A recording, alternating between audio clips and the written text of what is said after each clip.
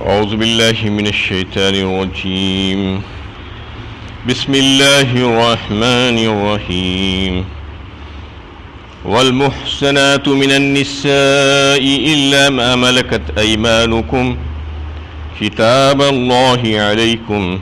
وأحل لكم ما وراء ذلكم أن تبتغوا بأموالكم محسنين غير مسافهين فما استمتعتم به منهن فآتوهن أجورهن فريضة ولا جناح عليكم فيما تراضيتم به من بعد الفريضة إن الله كان عليما حكيما. اور وہ عورتیں بھی حرام ہے جو دوسروں کے نکاح میں ہو سوائے ان کے جو تمہارے ہاتھ آ گئی ہو. یہ اللہ کا قانون ہے جس کی پابندی تم پر لازم ہے. ان عورتوں کے علاوہ اور عورتیں تمہارے لیے حلال ہے بشرطے کہ اپنے مال کے ذریعے انہیں قید نکاح میں لانا مقصود ہو نہ کہ شہوت رانی کرنا. پھر جن عورتوں سے تم فائدہ اٹھاؤ ان کو ان کے مہر فریضے کے طور پر ادا کرو. مہر مقرر کرنے کے بعد اگر آپس کی رضامندی سے کمی پیشی کی کوئی بات طے ہو جائے تو اس میں کوئی حرج نہیں. یقیناً اللہ علیم و حکیم ہے. سورہ نساء کی 24ویں آیت ہے. اس سے پہلے اسی آیت میں محرمات کا تذکرہ چل رہا تھا، یعنی ان عورتوں کی تفصیل بتائی جا رہی تھی جن سے نکاح کرنا حرام ہے، جن سے نکاح نہیں کیا جا سکتا. اس میں ایک اور جو ہے بتایا گیا ہے کہ والمحسنات من النساء ایک اور زمرہ ہے. وہاں تک تو نسبی اور رضائی اور دیگر جو سسرالی جو رشتہ دار ہوتے ہیں ان میں سے جن عورتیں حرام ہیں اس کے تعلق سے تفصیلی بات آئی تھی. یہاں پر ان عورتوں کا تذکرہ کیا جا رہا ہے جو کسی دوسرے کے نکاح میں ہو وہ بھی حرام ہے. یعنی کوئی عورت اگر کسی دوسرے کے نکاح میں ہو تو پھر حرام ہے، کیونکہ عورت بیک وقت ایک مرد ہی سے نکاح کر سکتی ہے، ایک سے زیادہ نکاح نہیں کر سکتی بیک وقت. یعنی پولی اینڈری جسے کہا جاتا ہے انگریزی میں، زیادہ شوہروں والی، چند شوہروں والی، یہ انسانی فطرت کے خلاف ہے. انتہائی بے حیائی اور بے شرمی ہے اس میں، اور کئی ایک جو ہے اس میں تباہیاں اور خرابیاں ہیں. جو ملحدین اور جو بے حیا قسم کے جو لوگ اور قومیں ہیں جو اس بات کی دلالت کرتی ہے کہ جب ایک شوہر کئی بیویوں سے نکاح کر کے کئی عورتوں کو اپنے ساتھ رکھ سکتا ہے تو ایک عورت کئی شوہروں کو کیوں نہیں رکھ سکتی. یہ ان کا جو مطالبہ ہے انتہائی فطرت کے خلاف مطالبہ ہے، کیونکہ ایک مرد کو یعنی کثرت ازواج کا جو معاملہ ہے وہ ایک نعمت ہے، اور اس کے بارے میں ہر قوم اور ہر مذہب جانتا ہے اور اس کو تسلیم کرتا ہے کہ اس کی جو ہے حکمتیں ہیں کئی اس میں. لیکن ایک عورت اگر کئی مردوں کے ساتھ رہے گی تو کیا عذاب آ جائے گا اور کیا پریشانی ہو جائے گی اس کو، اور عذاب جان بن جائے گا اس کے لیے. اور سب سے بڑی بات یہ ہے کہ اگر اس کو حمل ٹھہرتا ہے تو پھر اس کا نسب کس کی طرف جائے گا، کیونکہ عورت کو جو ہے حمل ٹھہرتا ہے تو ایک ہی سے ٹھہرے گا، ایک ہی مرد سے. اگر کئی شوہر اس کے ہوں گے تو پھر اس کا باپ کون قرار پائے گا. یہ سب سے بڑی تکلیف اور پریشانی کی بات ہے عورت کے لیے. تو اس قسم کی جو ہے مطالبے جو لوگ کرتے ہیں ان کو اس بات کو سمجھنا چاہیے کہ یہ عقل میں آنے والی بات ہے کہ ایک عورت کئی شوہروں کو نہیں رکھ سکتی، ایک مرد جو ہے کئی عورتوں کو جو ہے رکھ سکتا ہے. والمحسنات من النساء تو یہ بتا دیا گیا کہ جو شوہر والی جو عورتیں ہیں وہ حرام ہیں جب تک کہ وہ کسی کے نکاح میں ہیں، عہد نکاح میں ہیں. اس میں چاہے وہ مسلمان عورت ہو چاہے کافرہ ہو، سب کے سب حرام ہوں گی. ہاں اس میں ایک رعایت اللہ تعالیٰ نے جو بتائی ہے الا ما ملکت ایمانکم، تمہارے ہاتھ کی جو جنگ میں تمہارے ہاتھ آ گئی ہو، یعنی باندھی جسے کہا جاتا ہے، وہ اگر ہو تو پھر اس سے جو ہے تم اس کو اپنے پاس رکھ سکتی ہو اور اس سے استفادہ کر سکتی ہو. یعنی جو عورتیں جنگ میں گرفتار ہو کر آ گئی ہو ان کا کافر شوہر دارالحرب میں جو ہے رہتا ہے، اور وہ عورتیں حرام نہیں ہیں، کیونکہ اس صورت میں ان کا سابقہ نکاح جو ہوتا تھا وہ ٹوٹ جاتا تھا. کافر عورتیں جو جنگ میں جیت کر آتی تھی، گرفتار ہو کر آتی تھی، تو وہ اگر شادی شدہ بھی ہوتی تو ان کے ملک میں دارالحرب میں ان کے جو شوہر ہوتے تھے تو ان کا نکاح ان سے ٹوٹ جاتا تھا جیسے ہی وہ گرفتار ہو کر آ گئی، اس لیے وہ عورتیں حلال تھیں۔ تو اصل میں جو باندیوں کا جو رواج تھا غلام اور باندی کا، یہ کوئی اسلام کے آنے کے بعد کا معاملہ نہیں ہے، بلکہ ایک قدیم جو ہے زمانے سے یہ چلا آ رہا تھا غلاموں اور باندیوں کا سلسلہ۔ اور اس کی دو صورتیں ہوتی تھیں، ایک تو یہ کہ بعض خاندان ہی ایسے ہوتے تھے جس کی عورتیں اور مرد بیچے اور خریدے جاتے تھے بازاروں میں، اور وہ سلسلہ صدیوں سے چلا آ رہا تھا، اور اس کو لوگ پیسے دے کر خریدتے اور پھر باندی اور غلام کی طرح ان کو رکھتے اور ان سے جس طرح چاہے استفادہ کرتے۔ یہ ایک صورت تھی۔ دوسری صورت یہ تھی کہ جنگوں میں جو قیدی بن کر آتے تھے اور جنگوں میں جو گرفتار ہو کر آتے تھے، اسیران جنگ جسے کہا جاتا ہے، تو غلام اور باندی کا رواج جو ہے بین الاقوامی سطح پر رائج تھا اس وقت سے۔ یہ اس وجہ سے تھا کہ اس وقت جیل کا کوئی رواج نہیں تھا، پولیس کسٹڈی، جوڈیشل کسٹڈی جیسا آج ہے حکومتوں کے پاس، حکام کے پاس ہوتی ہے، اور پھر جب قیدی آئیں گے تو پھر ان کے کھانے پینے کا انتظام، ان کے رہنے سہنے کا انتظام، یہ سب کرنا پڑے گا کیونکہ وہ انسان ہی ہوتے ہیں۔ لیکن ایسا کوئی خاطر خواہ انتظام ان لوگوں کے پاس نہیں ہوتا تھا، اس لیے وہ لوگ یہ کرتے تھے کہ ان غلاموں اور باندیوں کو افراد کی تحویل میں دیتے تھے، ہر ایک کو جو ہے کچھ نہ کچھ دے دیا جاتا تھا۔ جیسا کہ اسلام میں بھی جب جہاد ہوتی تھی، اسلامی جہاد، تو اس وقت بھی جو ہے جو وہاں جنگ جیت کر آتے تھے، جو گرفتار ہو کر آتے تھے عورتیں اور مرد، تو ان کو تقسیم کر دیا جاتا تھا مجاہدین کے درمیان، ان کو دے دیا جاتا تھا باندی اور غلام کے طور پر، وہ جو ہے ان کو رکھتے تھے اور ان کو استعمال کرتے تھے۔ تو یہ طریقہ جو تھا اس کو اسلام ختم نہیں کیا، اس وجہ سے کہ یہ کوئی جو ہے لوکل معاملہ نہیں تھا بلکہ ایک انٹرنیشنل معاملہ تھا، اور اس کو ایسے ہی آسانی کے ساتھ ختم نہیں کیا جا سکتا تھا اسیران جنگ کا معاملہ جو غلام اور باندی کا تھا۔ لیکن اسلام اس کی حوصلہ افزائی نہیں کرا بلکہ اس کی حوصلہ شکنی کرا کہ ایسی جو ہے طریقہ اختیار کیا، حکمت عملی اختیار کی کہ جنگی قیدی جو آتے تھے غلام اور باندی جس کو کہا جاتا تھا، تو ان کو ایسی ایسی رعایتیں اور ان کو ایسی ایسی سہولتیں دے دی کہ اس کو جو ہے یعنی ختم کرنے کی طرف راغب ہو جاتے تھے لوگ، اور اس کو جو ہے یعنی ایسی ایسی ترغیبات دی گئی کہ غلاموں کو جو ہے آزاد کر دیا جائے، باندیوں کو آزاد کر دیا جائے۔ یہ اسلام کی سوچ تھی اور اسلام کی فکر تھی، اور نبی صلی اللہ علیہ وسلم کے زمانے میں بھی جو جنگیں لڑی گئی تھی ان میں اسیران جنگ کے ساتھ بالعموم یہی معاملہ کیا جاتا رہا ہے، اور ایسی جو ہے ترغیبات دی جاتی تھی اسلام میں جنگی قیدیوں کے تعلق سے کہ ان کو اچھے سے اچھا کھانا کھلانا اور پہنانا اور ان کا لحاظ کرنا، ایک انسان کی حیثیت سے ان کو جو ہے ان کی جو بھی ضرورتیں ہیں وہ ضرورتوں کی تکمیل کرنا، صرف ان سے کام لینا یا ان کو جانور کی طرح رکھنا نہیں ہے، یہ اسلام کی تعلیمات تھی۔ تو اسلام جو ہے اس پہ روک تو نہیں لگایا تھا، لیکن اس کو ایسی جو ہے سہولتیں اور چیزیں دے دی تھی اس میں رعایتیں کہ وہ جو ہے اس کی حوصلہ شکنی ہونی شروع ہو گئی تھی۔ تو اس میں یہ بات جو ہے واضح کر دی گئی کہ جو عورت جو گرفتار ہو کر آئے گی تو پھر اس کے ساتھ آپ جو ہے اس سے استفادہ کیا جا سکتا ہے، استفادہ بغیر نکاح کے کیا جا سکتا تھا ان باندیوں کے ساتھ، یعنی ایک حیض کے آنے تک انتظار کرنا پڑتا تھا، یا اگر حمل سے ہو تو وضع حمل تک جو ہے انتظار کرنا پڑتا، اس کے بعد پھر ان سے جو ہے استمتاع کیا جا سکتا تھا۔ تو اس میں اس کا تذکرہ ہے کہ حالانکہ وہ بھی شوہر والی ہوتی تھی جو عورتیں آتی تھیں، لیکن ان کا نکاح ٹوٹ جاتا، یعنی ان کے سابقہ شوہر سے ان کا رشتہ ختم ہو جاتا جب وہ گرفتار ہو کر آ گئی اسیران جنگ کے طور پر۔ اس میں ان عورتوں کا تذکرہ کیا ہے کہ وہ عورتیں حلال ہوں گی، اس کے علاوہ جو ہے جن عورتوں کا تذکرہ کیا گیا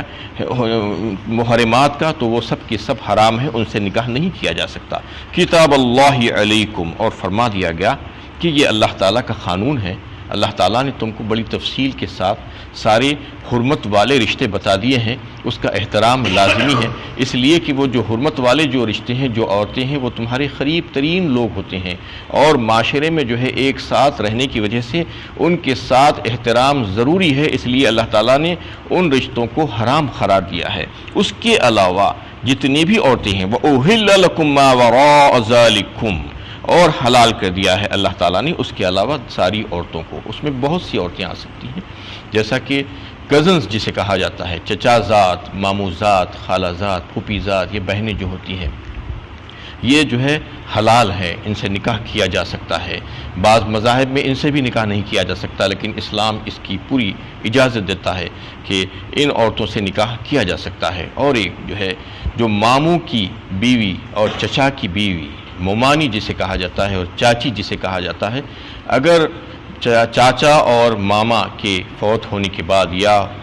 وہ جو ہے ان عورتوں کو اگر طلاق دے دیں تو وہ عورتیں بھی حلال ہیں۔ عام طور پر یہ سمجھا جاتا ہے کہ وہ محرمات ہیں، محرمات ابدیہ نہیں ہے، وہ محرمات عارضی ہیں۔ ماموں کے نکاح میں اگر آئی ہے تو محرم ہے، لیکن جب تک کہ نکاح میں ہے، اس کے بعد نکاح سے اگر نکل گئی تو پھر وہ عورت سے بھی نکاح کیا جا سکتا ہے۔ اور جو ہے جن کو پال لیا تھا، لے پالک جسے کہا جاتا ہے، منہ بولا بیٹا جیسے جو رواج تھا، ایڈاپٹڈ سن، وہ جو ہے اسلام میں اس کی کوئی اہمیت نہیں ہے، کوئی حیثیت نہیں ہے، اس کو باضابطہ اس کا رد کیا گیا ہے۔ اور وہ ایسا انسان جو منہ بولا بیٹا کہلایا جاتا تھا، وہ اپنی بیوی کو طلاق دے دیتا ہے تو وہ عورت سے بھی نکاح کیا جا سکتا ہے، یہ حلال ہے۔ اور اس کے علاوہ دیگر ساری عورتیں حلال ہے۔ وَأُحِلَّ لَكُم مَّا وَرَاءَ ذَلِكُم، کن شرائط پر حلال ہے یہ بتایا گیا ہے۔ أَن تَبْتَغُوا بِأَمْوَالِكُم محسنین غیر مسافحین، کچھ شرائط بتائے گئے ہیں اس میں۔ سب سے پہلی شرط تو یہ ہے کہ ایجاب و قبول جو نکاح کے موقع پر ہوتا ہے کہ دونوں کی رضامندی ضروری ہے۔ عورت اور مرد اگر ایک دوسرے کے ساتھ رہنا چاہتے ہیں، نکاح کرنا چاہتے ہیں، عقد نکاح کے بندھن میں بندھنا چاہتے ہیں تو پھر دونوں راضی ہونا ضروری ہے۔ اسلام کی یہ تعلیمات ہے، نہ صرف مرد بلکہ عورت بھی۔ اور دوسری چیز ان تبتغوا باموالکم، یعنی اپنا مال خرچ کرے مرد عورت کے اوپر، مطلب یہ ہے کہ اس کا مہر، اس کا جو حق ہے اس کو ادا کرنے کے لیے راضی ہو جائے۔ محسنین، اور فرمایا گیا کہ محسنین کا مطلب یہ ہے کہ اس کو عقد نکاح میں لانا، اس عورت کو عقد نکاح میں لانا مقصود ہو، یعنی اس کی عفت اور اس کی عصمت کو محفوظ کرنے کا ایک بہترین طریقہ ہے۔ یہ اصل مقصد نکاح ہے۔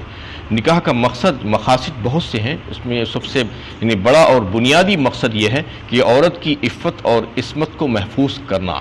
اور اس کو جو ہے علل اعلان گواہوں کی موجودگی میں کرنا ہے۔ نکاح چوری چھپے کرنے والی کوئی چیز نہیں ہے کہ چوری سے کر لیا، چھپا کر لیا، نہیں، بلکہ سب کو بتا کر کرنا ہے کہ میں یہ نکاح کر رہا ہوں اور یہ میری بیوی ہے، علل اعلان کرنا ہے، گواہوں کی موجودگی میں کرنا ہے۔ یہ بتایا گیا ہے کہ محسنین اس عورت کو عقد نکاح میں لانے کے لیے اور یعنی باضابطہ زندگی بھر رکھنے کی نیت سے لانا چاہیے، نہیں کہ کچھ دنوں کے لیے لا لیا اور پھر بھجا دیا، یا پہلے ہی سے یہ نیت ہو کہ میں کچھ دن رکھوں گا اس کے بعد طلاق دے دوں گا، ایسا نہیں ہے، بلکہ اس کو ہمیشہ کے لیے، زندگی بھر کے لیے عقد نکاح میں لا کر اپنے پاس رکھنا، اس سے استفادہ کرنے کے لیے سوچنا، یہ نیت رکھنا اور پھر علل اعلان کرنا اور اس کا جو حق ہے اس کو ادا کر دینا۔ محسنین کہا، غیر مصافحین فرمایا اس کے بعد۔ اور ایک شرط یہ ہے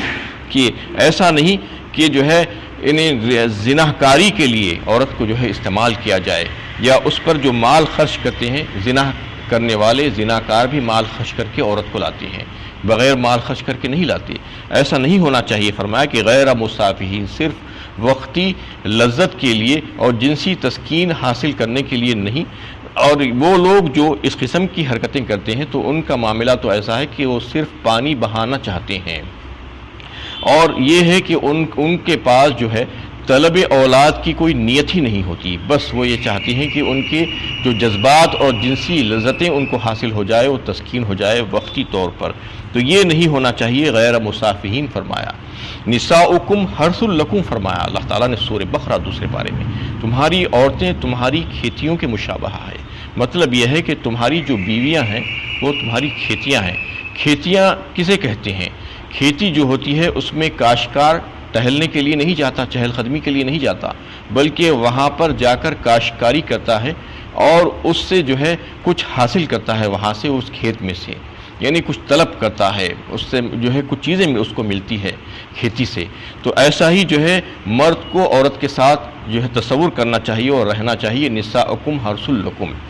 یعنی وہ عورتیں جو تمہاری ہو گئی ہے، تم ان کو قید نکاح میں لائے ہو تو پھر ان سے جو ہے جو استفادہ کرو گے، ان سے جو صحبت جو کرو گے، جو مباشرت کرو گے، تو اس نیت سے کرنا